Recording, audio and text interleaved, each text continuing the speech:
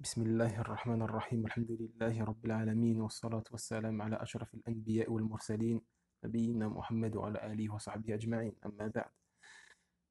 Donc Inch'Allah on va continuer l'explication de notre ouvrage intitulé Le résumé des vertus de l'islam du grand savant Cheikh Saadi rahimahullah, tout en s'appuyant sur les commentaires de cet ouvrage de Cheikh Abdelrazak al-Badr hafidahullah. Donc on s'était arrêté au quatrième exemple où le Cheikh à travers ces exemples-là il présente et expose les vertus de l'islam. Donc le quatrième exemple, il est intitulé la religion de l'islam est une religion de miséricorde, de bénédiction et de bienfaisance qui incite à assurer l'intérêt des êtres humains. Donc le cheikh il dit à propos de cet exemple, ce que comporte cette religion comme miséricorde, bon traitement, appel à la bienfaisance et interdiction de tout ce qui s'oppose à cela, c'est ceci qui l'a rendu telle une lumière incandescente parmi les ténèbres de l'injustice, de la transgression, du mauvais traitement et de la violation des interdits. C'est cela qui a attiré les cœurs de ceux qui, avant de la connaître, étaient ses pires ennemis, puis sont venus s'abriter sous son ombre étendue. Cette religion fut affectueuse et tendre envers ses partisans, au point que la miséricorde, la clémence et la bienfaisance débordèrent de leur cœur sur leurs paroles et leurs œuvres, les dépassant même jusqu'à atteindre leurs ennemis, les mécréants, qui devinrent ainsi ses plus fervents partisans. Certains d'entre eux, embrassèrent cette religion par juste clairvoyance et grande affection, et certains s'y soumirent et cherchèrent ses commandements, les préférant aux commandements des gens de leur propre religion, à cause de la justice et de la miséricorde qu'elle renferme. Donc, le cheikh ici cite un quatrième exemple pour exposer et présenter les vertus de l'islam. Et celui-ci, donc cet exemple, est que la religion de l'islam est une religion de miséricorde, de bénédiction et de bienfaisance, qui incite à assurer l'intérêt des êtres humains.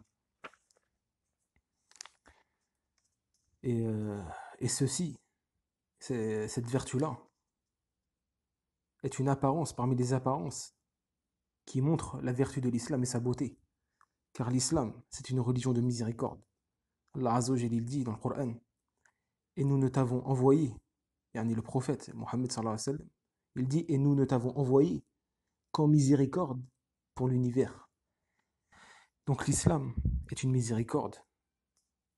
Et toutes ces législations sont miséricorde, bienfait et sagesse. Et c'est pour cela que parmi les vertus de cette religion, que c'est une religion de miséricorde, bénédiction et bienfaisance. Et cette miséricorde-là est une miséricorde générale, globale, jusqu'à même englober les animaux. Le prophète, sallallahu alayhi wa sallam, il dit à ce sujet, il dit, Allah a écrit la bienfaisance sur toute chose. Donc lorsque vous tuez, tuez d'une bonne manière. Lorsque vous égorgez, c'est-à-dire une bête, lorsque vous égorgez d'une bonne manière. Aiguisez bien la lame et soyez bon envers l'animal. Et dans un autre hadith, un des compagnons a dit au prophète sallam, il dit, ô messager d'Allah, la chèvre, je l'égorge et je lui fais miséricorde. Le prophète sallam lui répondit, la chèvre, si tu lui fais miséricorde, Allah te fait miséricorde. Donc l'islam est venu avec la miséricorde. Même quand le musulman il égorge une bête pour la manger, il doit l'égorger avec miséricorde et avec clémence. Il l'égorge avec les règles que l'islam a prescrites lorsqu'on veut égorger une bête. Et ces règles-là prouvent les vertus de cette religion et sa beauté. Et Allah Azza wa Jal, comme on l'a cité, a envoyé son prophète en miséricorde pour l'univers. Et c'est pour cela que le cheikh indique ici dans son ouvrage que parmi les choses qui mettent en avant les vertus de l'islam est le fait d'exposer cet aspect-là, l'aspect de la miséricorde qu'il y a dans cette religion. La miséricorde envers les personnes âgées, c'est-à-dire les personnes plus âgées que nous, envers les plus petits, la miséricorde envers les nécessiteux, envers le pauvre, Le prophète sallallahu alayhi wa sallam, il dit, ne fait pas partie de nous, celui qui n'honore pas nos plus âgés, et celui qui ne fait pas miséricorde à nos petits. Donc la miséricorde est demandée. C'est même une partie de la religion.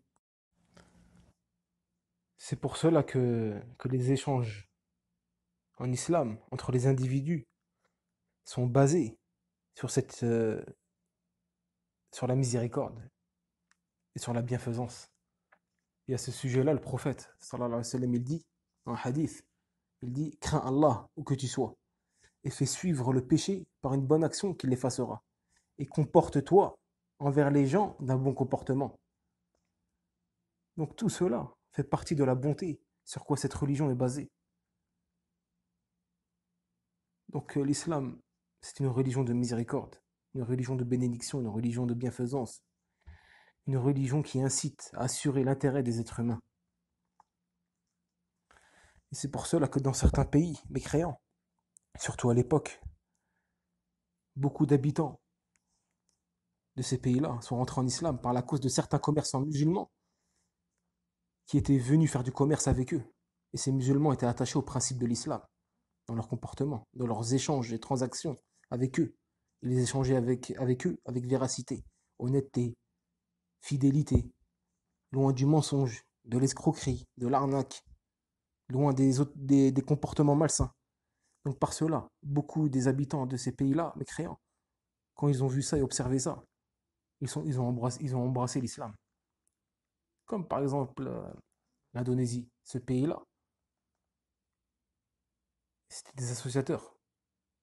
Et lorsque les commerçants musulmans sont venus faire du commerce avec eux, et que ces musulmans étaient attachés aux principes de l'islam et à ses comportements,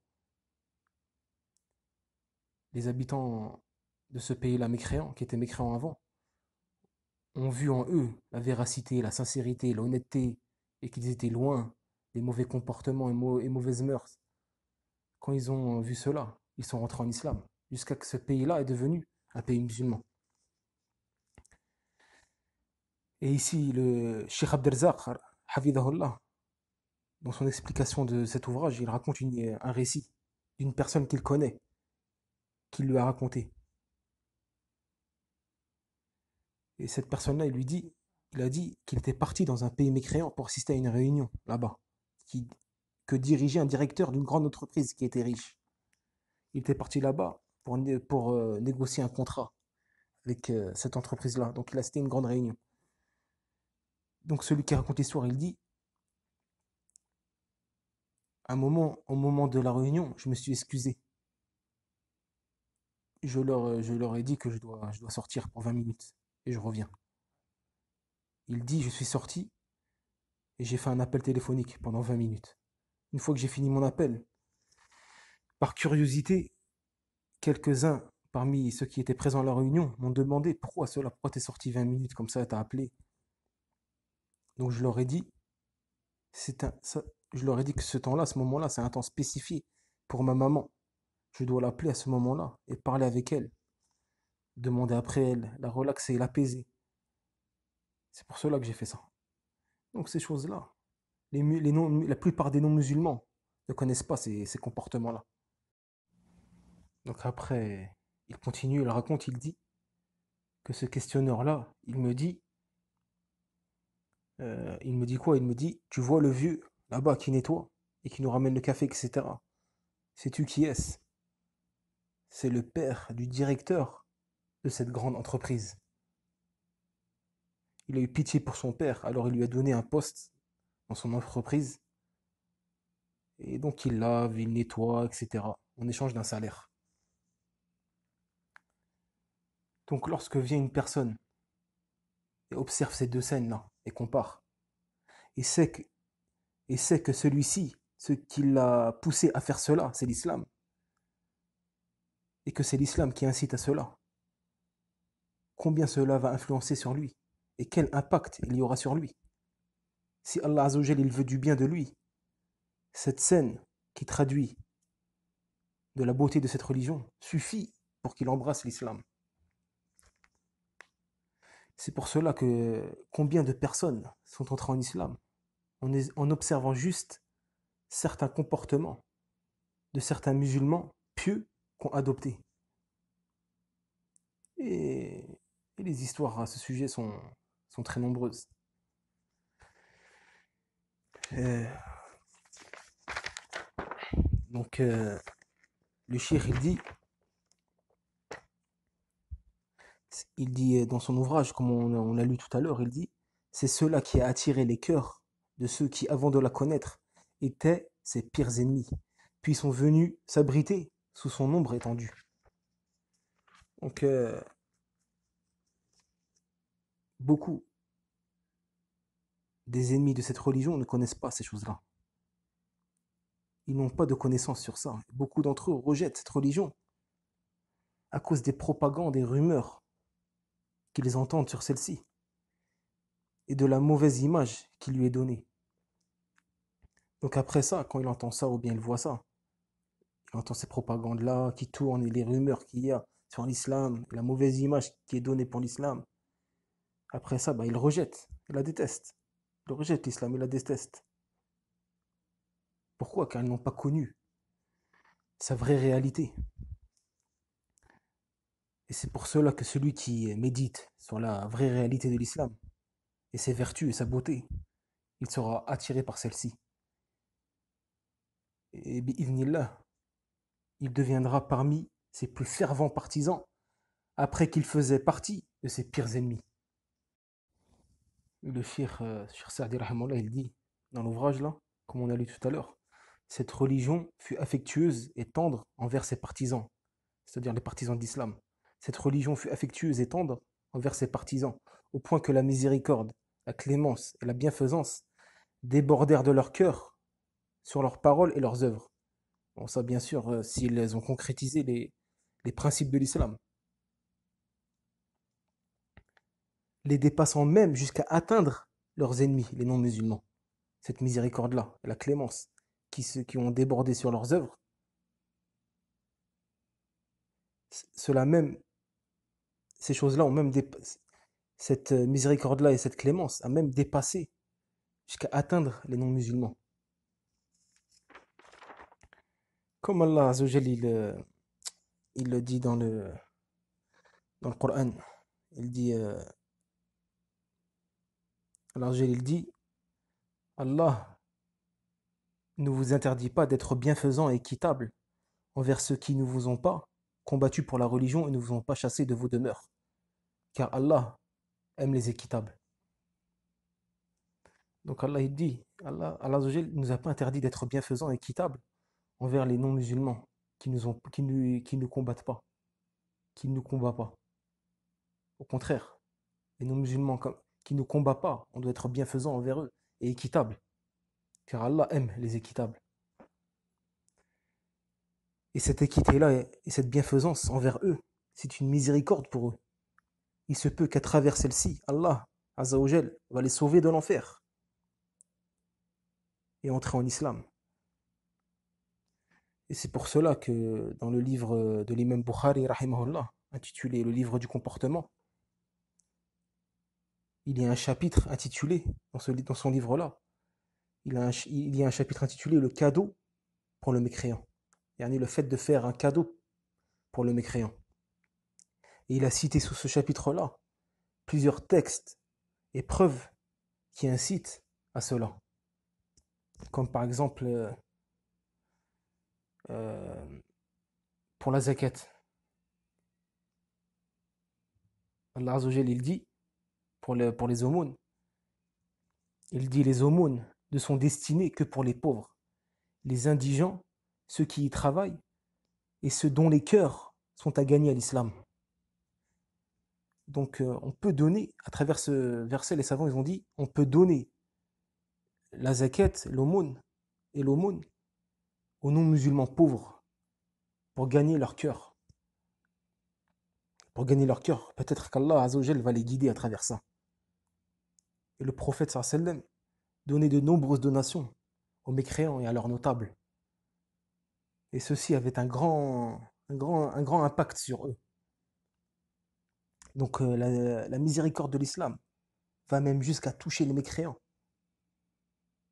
Le musulman a pitié pour lui, car il a pitié pour lui qu'il fasse partie des gens de l'enfer, et est soucieux de le guider, de le sauver,